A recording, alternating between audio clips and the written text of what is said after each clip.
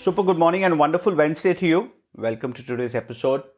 Talk about three things: Dow down, job openings report, legendary investor Stan Druckenmiller's comments. A day after a big tumble for tech stocks, it looked like it would be more of the same on Tuesday with a big tumble in the Nasdaq Composite and lots of red in stocks owned by hotshot disruptive innovation stock manager Cathie Wood. But then things turned around. Her ARK Innovation ETF went from a big loss in the morning to an impressive gain later in the day in the US. The broader tech-heavy Nasdaq Composite climbed almost back to even, losing less than 0.1%. The Dow wasn't as fortunate, shedding about 1.36% for the session as banks, retailers, energy, industrial and cyclical companies dropped on inflation fears. Home Depot and American Express were the biggest losers. The US dollar traded lower against all the major currencies except for the Swiss franc. The US Consumer Price Index is scheduled for release on Wednesday, which is today. Economists are looking for CPI growth to slow, but on an annualized basis, a sharp increase is anticipated. The Federal Reserve cautioned on many occasions that the increase in inflation is temporary, but with stocks correcting on inflation fears, a stronger than expected increase could keep investors on the edge. Another sign of looming inflation came from US government data on jobs turnover.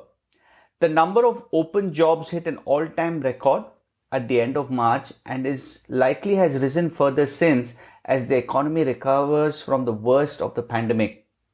The Labor Department on Tuesday reported that the number of unfilled job openings in the US rose to a record 8.1 million on the last day of March, lifting the job openings as a percentage of total number of open and filled jobs to about 5.3% from 5% a month earlier. Before the pandemic, the highest job openings rate ever had hit in the 20-year history was 4.8 in 2018.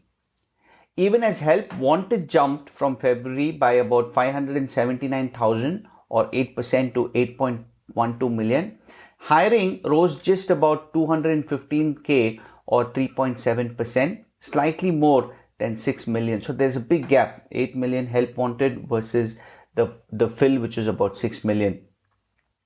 Whatever the reason, disincentives to work have risen. The way to overcome them is by raising the incentives. The biggest incentive is pay. Doing so might not be the easiest thing for employers to stomach. Companies face investor pressure to maintain profit margins, while many smaller businesses have experienced financial strains as a result of the pandemic that give them less room to maneuver.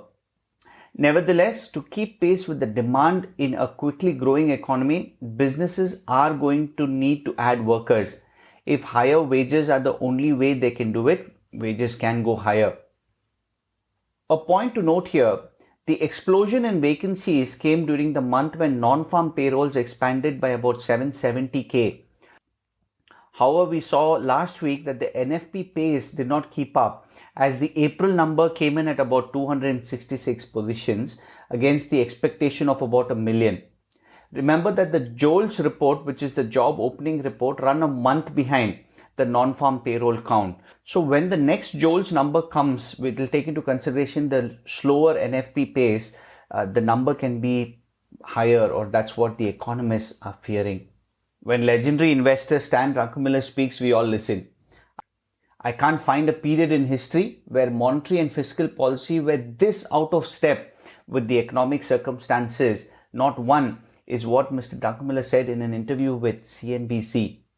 Though he does not take issue with the Fed's initial actions to combat the pandemic-related threats, Druckenmiller said that the central bank has kept its foot on the accelerator too long. Picked up a few important observations in the interview that he gave. He explains retail sales grow about 3% per annum, and during the last crisis, retail sales took about 6 years to head back to trend level. The current COVID crisis is obviously sharper, but within 6 months, we hit back to trend level. Currently, we are about 15% above trend, which is 5 years worth of retail sales pull forward. He asserts that the Fed has continued its policies to help underwrite the spending binge in Congress, which has allocated more than $5 trillion in stimulus and is contemplating trillions more in infrastructure-related spending.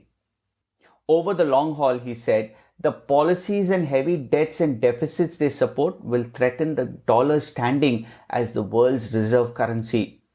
That status means the dollar is accepted for transactions and as a store of wealth anywhere and is widely held by central banks around the world. He says, if they want to do all this and risk our reserve currency status, risk an asset bubble blowing up, so be it. But I think we ought to at least have a conversation about it.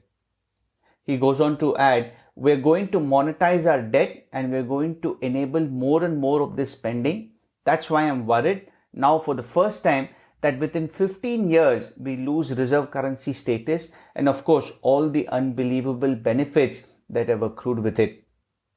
Indeed, if you look at the numbers, foreign holdings of government bills, notes and bonds actually have decreased, falling by about 127 billion or nearly 2% over the past year. This is according to Treasury Department data. Foreigners hold nearly 1/3 of the public portion of the 28.2 trillion US dollar debt. Druckenmiller said that central banks have been the root of the lack of confidence in dollar stability. He says there's no doubt whatsoever that we are in a raging mania in all assets. Some very important and deep thoughts that he brought to the table yesterday. Always a pleasure listening to him. I think the general disconnect is whether the second and the third checks were required to be sent out to people in the US. Let's see how this thing plays out. That's the update. Stay safe and healthy, and I'll speak to you tomorrow.